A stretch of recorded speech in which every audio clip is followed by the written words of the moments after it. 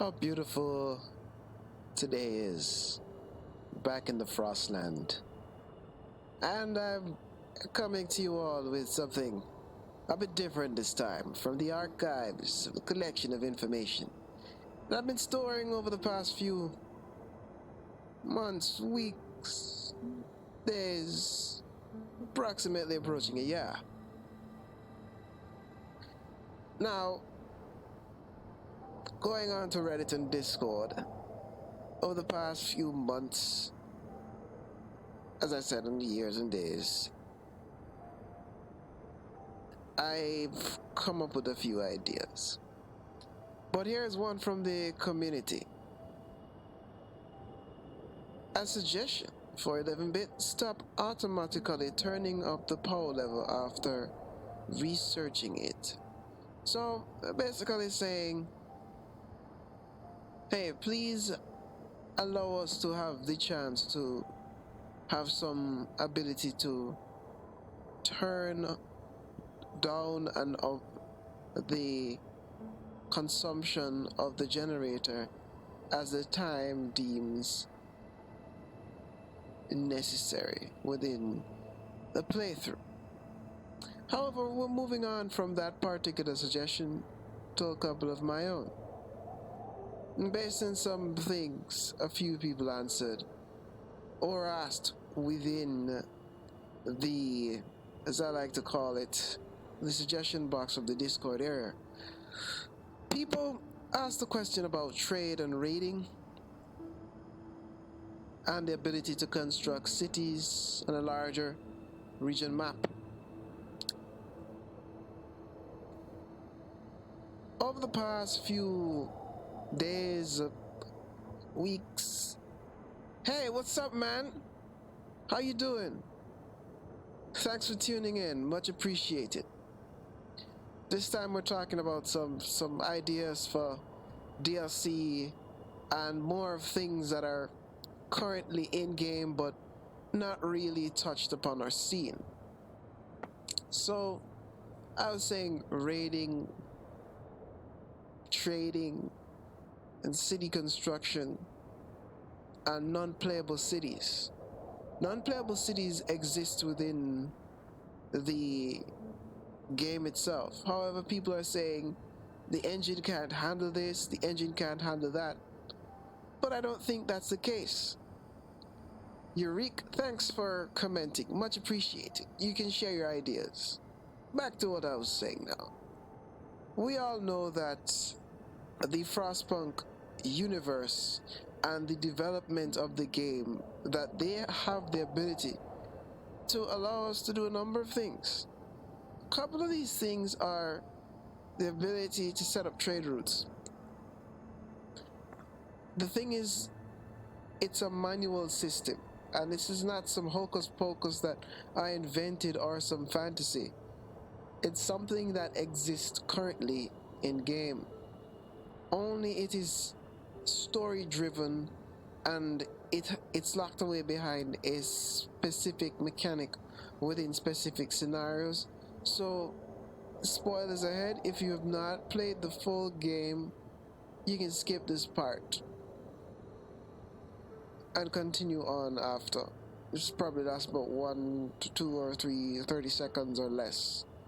But it exists in Winterhome with the escape machine that is used to transport people outside of the city to the land dreadnought, and it's also found within the Ark scenario with the transfer of resources. The Ark scenario was a more blatant, straightforward, up in your face vision of trade within the game. However, there is something about that trade mechanic that I also find a bit interesting. When you're trading with when you're trading with the other city, it's one way, but it still requires a certain amount of resources for you to be able to trade. And those resources include coal, a little bit of steel, and a couple steam cores. I don't see that as much of a problem. I actually see it as a good thing. Because, I mean, when vehicles are traversing the Frostland, they require a certain amount of resources to get things going. And I mean, you know, it's good that these things are actually implemented, but they've yet to actually been further tested out within the game. Here's something else from this time we're going the Discard. Personally, having a radar mechanic in the endless mode gives you an endless mode game would be pretty helpful, eventful, although it might not be available due to possible engine limitation. I also suggest that for smaller constrained maps, a work center would be useful to increase efficiency of various buildings. So I'm guessing a work center would be a type of building that allows you to enhance the productivity of citizens, similar to the trade union within the Frostpunk, not within the Anno 1880 game. Oh, I'm so entrenched in this Frostpunk stuff. Here's something else from Game Master Fox. There are other ideas about, but I've started with some outlines which are designed to not be set in stone so it can be worked into easier. For example, the lab upgrade to the workshop would be necessary to research harder prudence tech, all of which would require a better manufacturing base and a solid resource income to support said manufacturing. Then there is various facilities that are basically required for said more advanced tech to produce the resource needed to build and manufacture the tech. Then there's the idea for the endless game to have comfort laws that represent that you're not fighting for survival anymore. I also thought of comfort tier buildings in the line of comfort stage idea. So this comfort type of mechanic that my friend is talking about here is very amazing. So I am going to list the Frostpunk tech stages or development stages in a beautiful list, while you look at one of the longest running cities I have going. So here we go. You have what I like to call the technological stone stage. Now, this is the stage in which you have the massive generator tower, and you have some basic healing mechanics along with a few other features. Now, these features help in a very unique way, in that the basic technological features allows your civilization to stay alive, survive.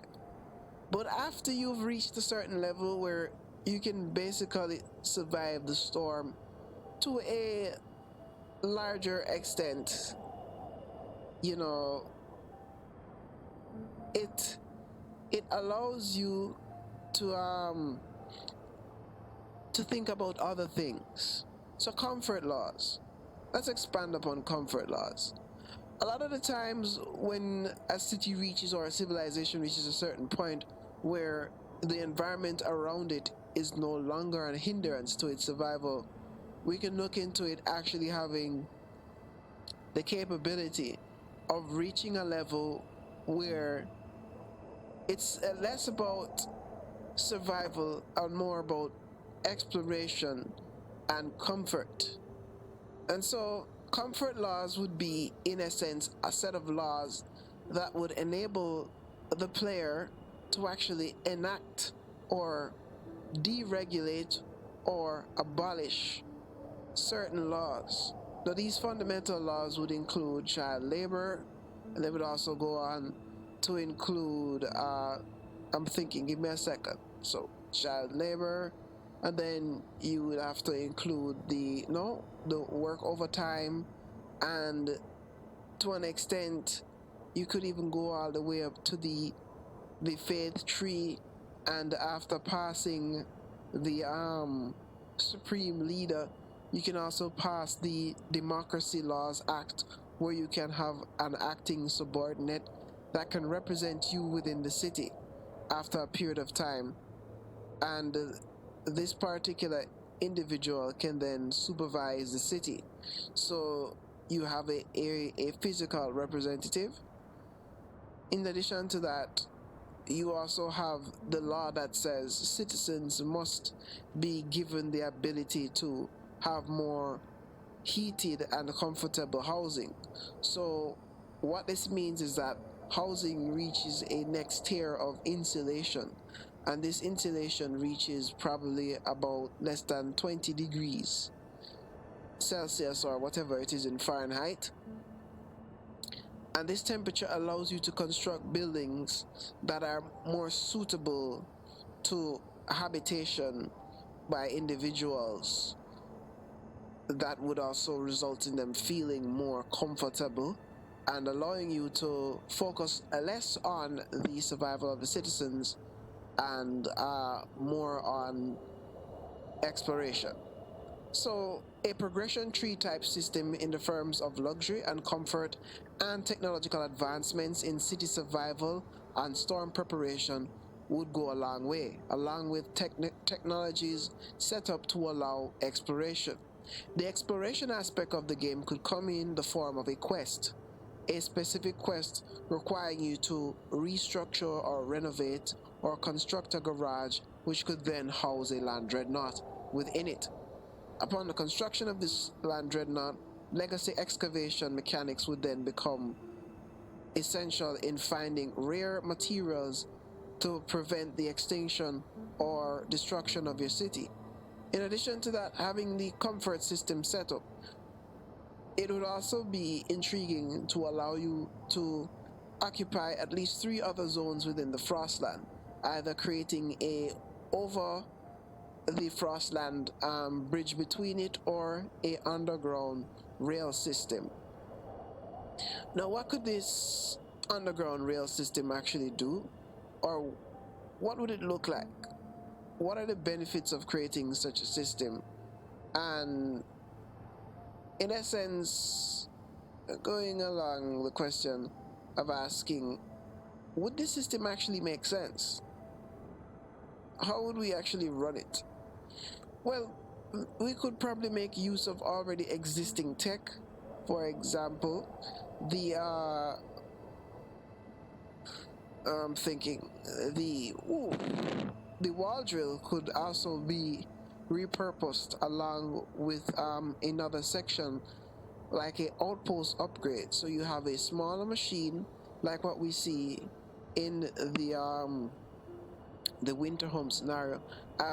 Eventually I'll be adding in more artworks into the game, but the winter home scenario, you have this special machine that we could actually make use of and actually put back to work, and that machine could actually be used as a transportation link between cities that can be turned off whenever the weather reaches a certain point and then reactivated once the weather increases. Gerald, again, thank you. Hopefully you might ask any questions, or if there's anything that you want to ask me or you're still tuned in, thank you for watching and thank you for stopping by.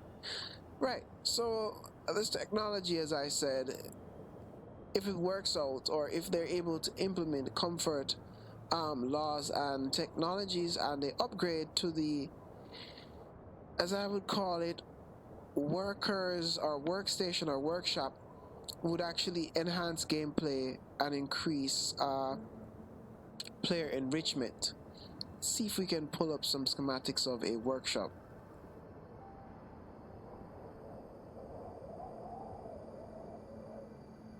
The building is very unique in light of what it looks like right now, but thinking to myself that maybe we could have more variance in terms of the workshop and how it looks, like a science workshop that adds on to it, or could be like a level on top of it. So just give me a second, guys, while I pull up a couple images that we can look at, see how they would actually fall into development. or other things. Come in, guys. Give me a few more seconds. I want to talk about a couple vehicles and ideas.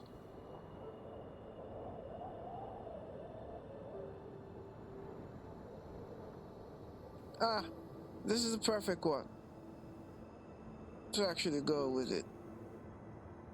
So what's gonna happen, guys, is I'm going to launch another stream and I'll be right back as I work on a few things because I have something interesting I want to bring across to you guys. So just saying, we'll be right back.